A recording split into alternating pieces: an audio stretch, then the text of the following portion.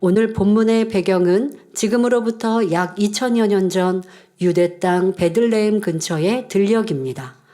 별빛이 아름답게 빛나는 고요한 한밤중에 양떼를 지키던 목자들에게 천사가 나타나 한 가지 놀라운 소식을 전합니다. 누가복음 2장 10절부터 11절에 무서워 말라 보라 내가 온 백성에게 미칠 큰 기쁨의 좋은 소식을 너희에게 전하노라. 오늘날 다윗의 동네에 너희를 위하여 구주가 나셨으니 곧 그리스도 주시니라 하였지요. 그러더니 호련히 허다한 천군들이 함께 있어 찬송하기를 누가복음 2장 14절에 지극히 높은 곳에서는 하나님께 영광이요 땅에서는 기뻐하심을 입은 사람들 중에 평화로다 하며 하나님께 경배했습니다. 먼저 왜 예수님의 탄생이 하나님께 영광이 되는지 살펴보겠습니다. 결론적으로 말씀드리면 하나님의 아들 예수님이 이 땅에 오심으로 하나님의 구원의 섭리가 온전히 성취되었기 때문입니다. 하나님께서는 첫사람 아담을 창조하실 때 하나님의 형상을 따라 빚으시고 그 코에 생기를 불어넣으셨습니다. 그러자 사람은 호흡을 하고 피가 돌며 움직이는 살아있는 영, 곧 생명이 되었지요. 그리고 둘째 하늘의 에덴의 동산을 창설하신 하나님께서는 아담을 그곳으로 이끌어 들이셔서 하나님과 교통하며 살게 하셨습니다.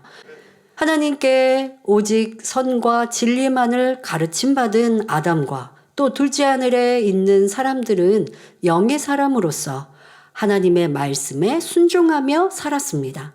이제 만물의 영장으로 또 모든 것을 다스리는 아담은 오랜 세월이 지나면서 뱀의 유혹에 넘어가 아담과 하와가 그만 하나님께서 금하신 선악과를 따먹고 말았습니다. 하나님과의 교통이 끊어지게 됐고 하나님과 단절된 삶을 살게 된 것입니다. 그러나 사랑의 하나님께서는 죄로 인해 감히 하나님 앞에 나아갈 수도 없고 스스로 구원받을 수도 없는 우리 사람을 결코 포기하지 않으셨습니다. 하나님께서는 죄인된 사람들이 죄사함을 받고 모든 권세를 회복할 수 있도록 만세전에 구원의 길을 예비하셨습니다. 바로 영계의 법칙에 따라 인류의 죄를 대속할 구세주의 조건을 갖춘 하나님의 아들 예수님을 예비하셨다가 때가 되매 이 땅에 보내신 것입니다. 드디어 예수님이 탄생하신 날, 동방 박사들이 유대인의 왕을 찾아 경배하러 왔다고 말을 합니다. 그러니 투살리아의 아기를 죽이는 이러한 큰 난리가 있었습니다. 본격적으로 예수님께서 권능을 행하시며 사역하실 때는 어찌하든 예수님을 죽이려고 원수마귀 사단은 혈안이 되었고 결국 악한 사람들을 사주해 십자가에 달려 죽게 하였습니다. 아무런 죄가 없으신 예수님은 사망 권세를 깨뜨리고 3일 만에 부활하셨고 이 사실을 믿고 주를 영접하는 사람들은 죄에서 해방되고 다시 하나님의 자녀된 권세를 얻게 된 것입니다.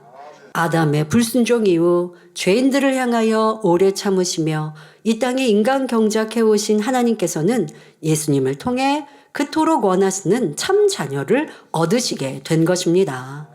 그러므로 예수님의 탄생은 그 자체가 아버지 하나님께 큰 영광이 되기에 하늘의 천군 천사들도 함께 기뻐하며 하나님께 영광이요라고 찬송하였던 것입니다. 그러면 예수님의 탄생이 이 땅에서는 기뻐하심을 입은 사람들에게 평화가 되는 이유는 무엇일까요? 첫사람 아담이 범죄하고 이 땅으로 쫓겨나 살면서 사람들은 점차 하나님의 형상을 잃어버리고 원수마귀의 종이 되어 짐승과 다름없는 삶을 살게 되었습니다. 온갖 시험 환난 가운데 고통받다가 결국은 영원한 지옥불에 떨어지는 것이 죄인의 갈 길입니다. 그러니 무거운 죄짐을 진 인간에게 이 땅이나 내세에서나 어찌 참된 평안이 있을 수 있겠습니까? 그런데 이런 인류를 위해 예수님께서 이 땅에 오셔서 구원의 문을 활짝 열어주셨다는 사실입니다. 그러니 이 땅에서 주님을 영접한 이들, 바로 기뻐하심을 입은 이들에게 평화가 임한 것이지요. 또한 예수님께서는 죄의 문제뿐 아니라 인생의 갖가지 문제도 해결해 주심으로 우리에게 평안을 주셨습니다. 이처럼 예수님께서 우리 죄를 위한 화목제물이 되셔서 이 땅에는 참 평화가 임하게 되었지요.